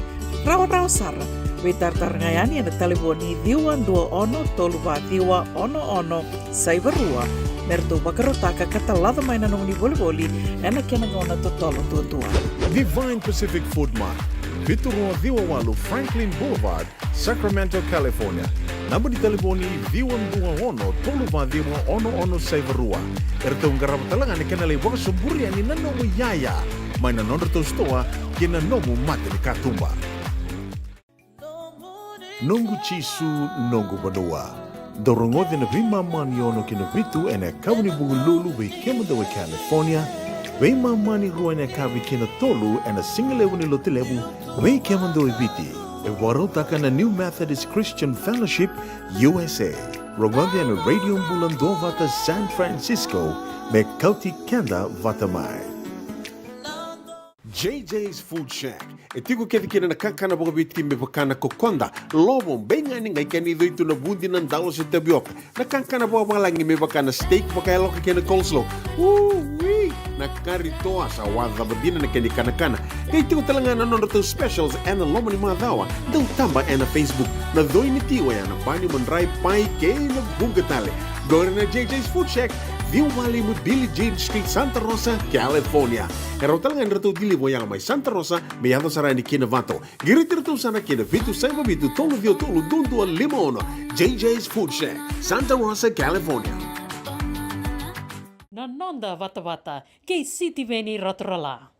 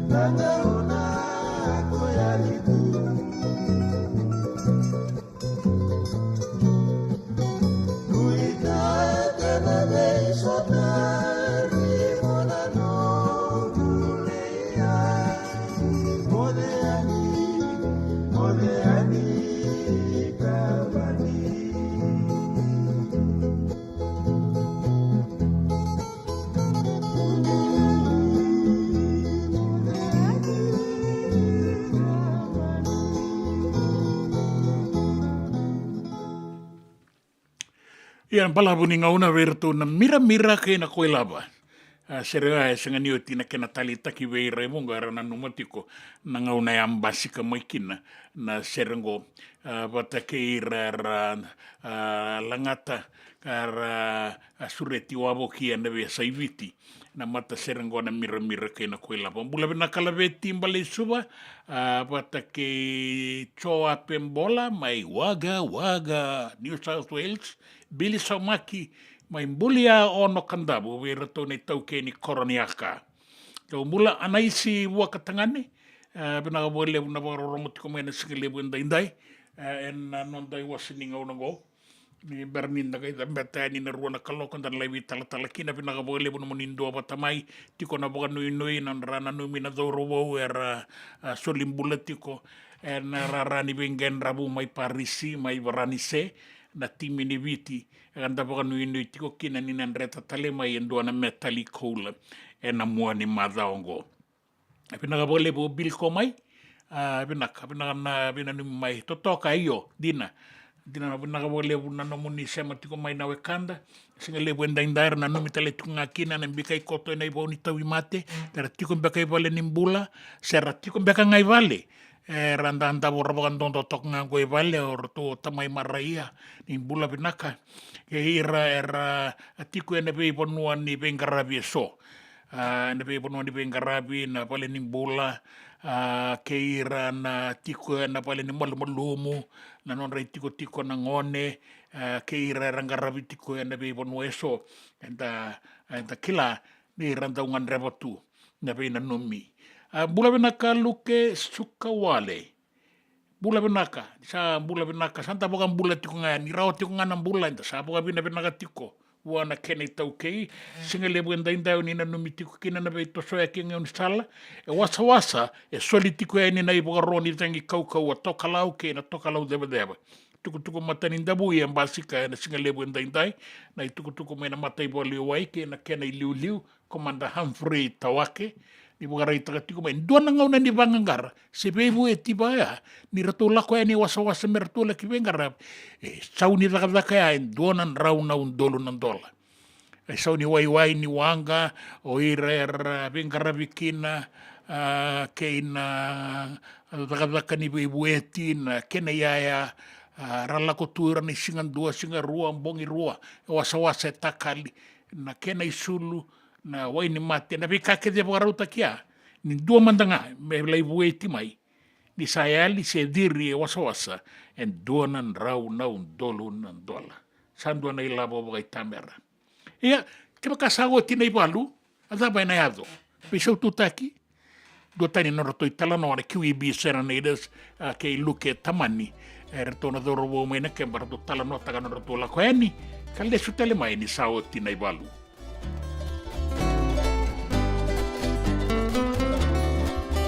Sanangai o tinai balu ani muna na dawa salomamu ni wakaya moara kiau ni o tinai balu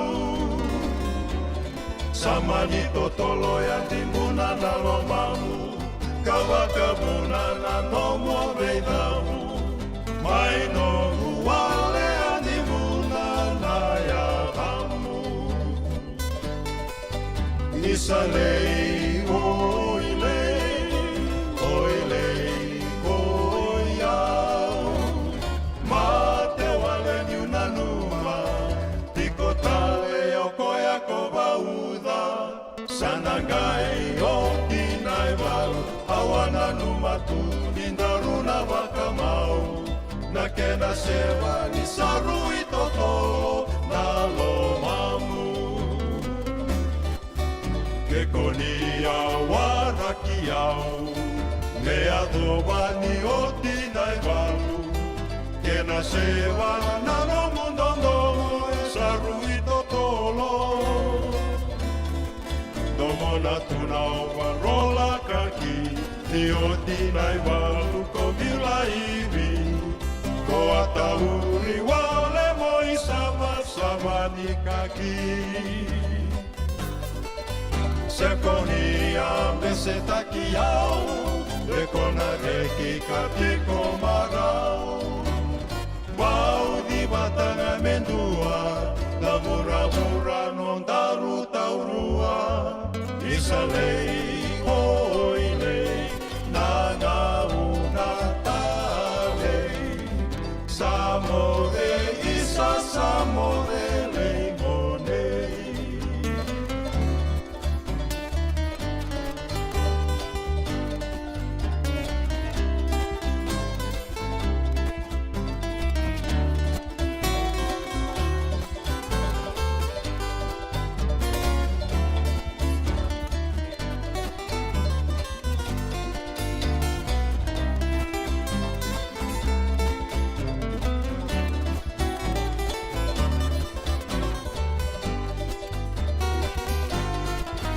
Sekonia peseta kiau, dekona reki katiko marau.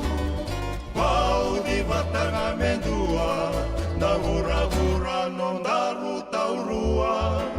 Isalei oilei, nanga una talei. Samode isa samode leimonei. Samode isa samode leimonei. Samode isa samode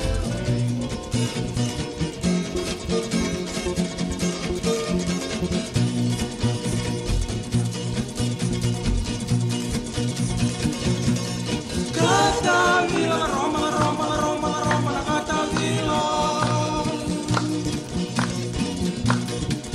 Silvia Ragoto e Dewai Vatia. Catavila, Roma, Roma, Roma, Roma, Catavila. Silvia Ragoto e Dewai Vatia.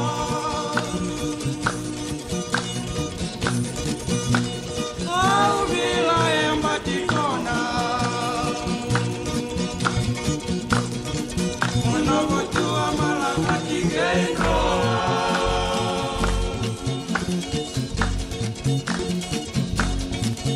Vila embatikona, unagotua malakatigeno.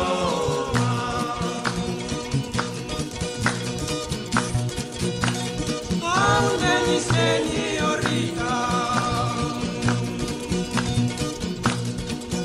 angalo watuna singa toka riva.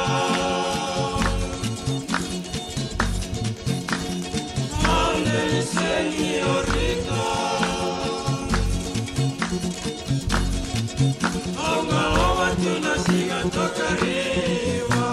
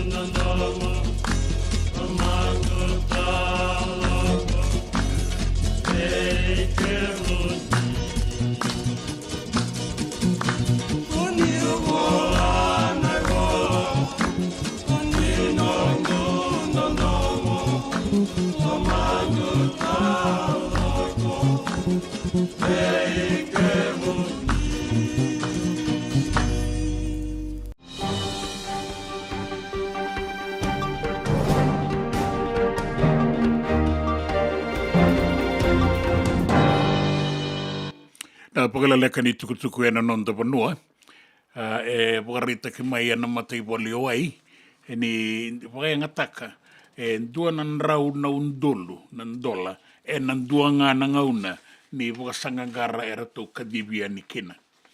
Waraitaka ni o viti senga ni ngarava ngana wasawasa na nonda vanua, ngarava talenga na wasawasa iso, na veianu ka vole katikenda, kiribas, o tuvalu ke Wallace Fortuna, sa dau nui tunga mai ana matei walu ni viti, me rawa ni veweti, ka wakasanga ngara na vukundra. Rau lewe rua na ngone leo mai maduata, rau ngone leo buli, rau sa vanganga iti kongo veira na ovisa, ni singemi ni rau bolitaka na marijuana. Bagarai ki mai ni rau atombo na ngone leo ngo mai ni na boliku mai lambasa na sano maduata. Bagarai mai na manindia ni kornibuli, sanga ni tukuni mai na kornibuli dava. Tukuni nga mai ni na manindia orang ni deva, raluna. Bagarai na nona kawai, na bei kasa mai adongo, ka dondon me sa taro vi bagatotolo. Bangarai kene wali me kakoni ado tiko na kenda maliwa. Ya saya ado makao tiko. Bagarai na manindia ni salaki kunengo na wainganga ni bei bunga matini taki na bei kornibuli, bei ira na ngone buli, ka sa dondon me nda kawai kina. Bagarai talenga ni asa tukuni ni tukutungo be roto na ovisa na tambaka ka ngaraba ka sa nui takatiko na be buke na be tambana ni be ngarabi me taroviki na lenga lebungo kaya o senior superintendent Kemueli Mbalen Roka ni sa tosoda ke tiko ngana i wili ni leo ni vanua okati ka vanganga i na taka ni wainganga. Wambimbi ni sala ya do veira na ngone, sa solitiko veira na ngone na wainganga, mervoli taka se vei votea kambalete ni na sanganindue singe mira. Kambalen roka, ni sa bagandei takatiko, na itukutuko ado ningo mai na boliku, ka sa ado tiko na kena vei vangangai.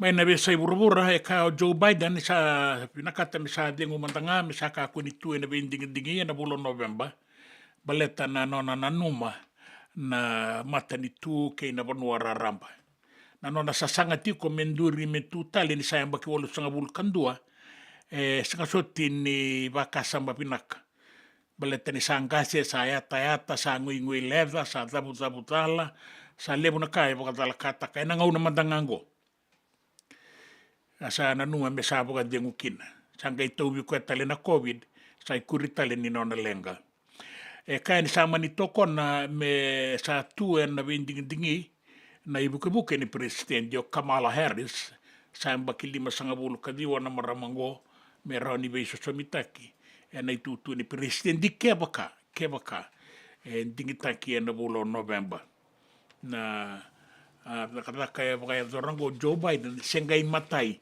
ni presidenti me senga ni tutale itutu boga presidenti me sa sanga takatale kina bagarua na itutungo viti saya do kina semifinal na dua nangito kawasar karato abarita kana daurobo ni Islandi na mataka da inda na nonda ngau ne viti rato avaka i liu na nonda daurobo rato ngai ve taratavita kana kenrato na daurobo ni Islandi me like do van sa tini ka vitu na timini viti ni ve mama sa gai tika bunga na ve mama rato sa tambaka talendua na kenrato na daurobo ni Islandi sa mai to kaya ni tini kalima tiko nga na timini viti kea rato sangai sanga na daurobo me rato urawata sona kai rato bini ato kana ken rato kai mele do ni sa tini kadiwa se tini kalima tiko nga na timini Islandi rato sanga na timini Islandi me rato borata na biri bani timini viti rato sa sanga ni rawata sa manindei toka nga na kai wagarita ki mai ni sa druka na timi ni New Zealand timi ngoa na numina ron lesota ke viti ay sa suruta na busi na baga nuia ni andruka na timi ni New Zealand ve South Africa na kai tini kaba ke vitu Paparani se talenga. E apakan roke Argentina indo na timi. Apakan tatakai koe tiko mai na mbakisao tike na mbakingo sa mai nruka. E na kai rua sanga wulu ka ono ka tini ka wā. E na tukutuku ni rake se ni se vei sau e se ndei kotonga na i wakaroni tangi kaukaua e na vei mbarabi ni non tapanua. E panua mamada e wakakina soli tiko na i wakaroma me na atu ya sawa na atu mamanuda kandavu ke ina vei panua bole kata e ado kina deva ke i lau. E bula sara toka na toka lau ke na toka lau deva la ki a dova na wasanga wulu ka lima na nota e na sona ngauna. Sa nui taki na non tanga ngarau. Ni vei panua tale so e na numini dau makakoto na ituwa kini rakindina nga ni arungurungu a toka na matakalela ika ina ki maisuwa ni sa toka tale na matanisinga era sa raida tale tikongo na iwaka kila ni raki mamada e na nonda panua. Na dei koto na kene ituwa ki mea doba na mbongi lewu entai. Turanga kena marama ngora na itukutuku ni raki, na itukutuku e na nonda panua, na itukutuku ni gito kena vea sa i wura. Na nonda wata ki City Veni Raturala.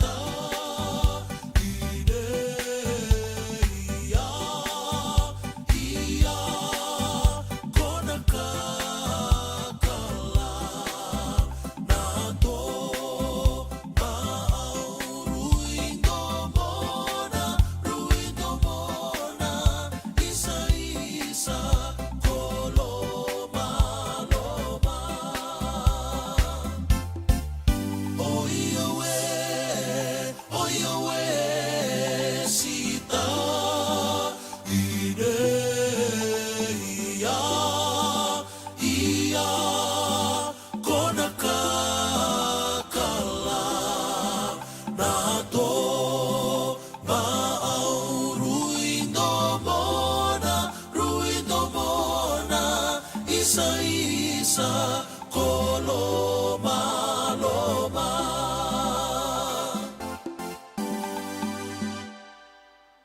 Ia, pina ka levu sara sa lolo matuia ni levu ki sawana.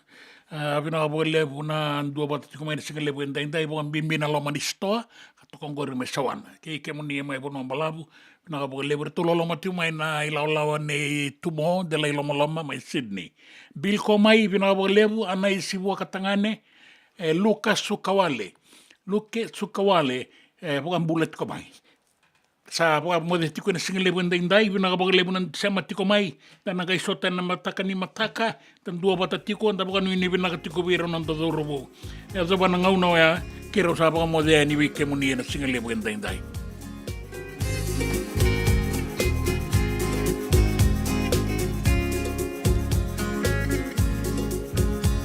Nilutu na kabi e na tomba ko suba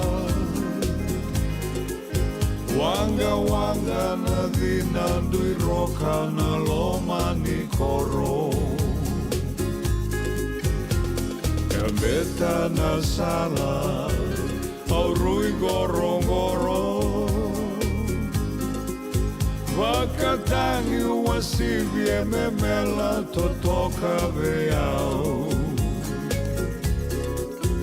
Mai raida na loma ni koro Dawi divi e vengau na taudoko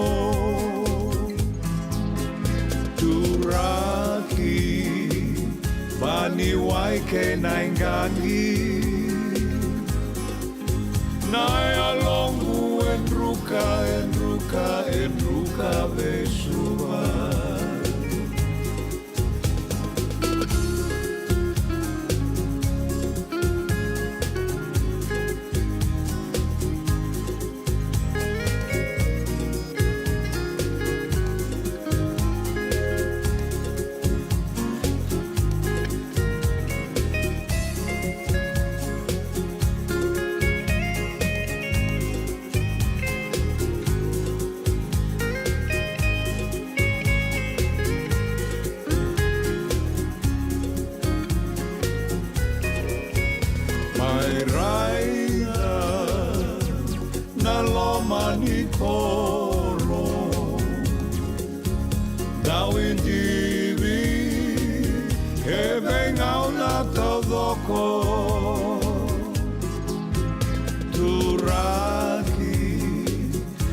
Ni waike na ngangi Naya longu enruka veisuba Naya longu enruka veisuba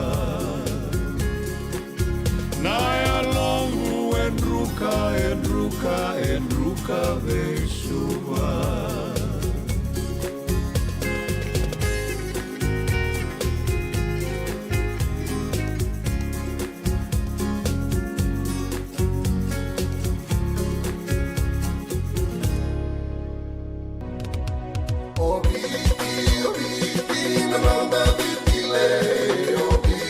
Nanda Vata ki City Veni Raturala and a radio Bulan Dua Vata, San Francisco. Me Kochi Kenda Vatabai.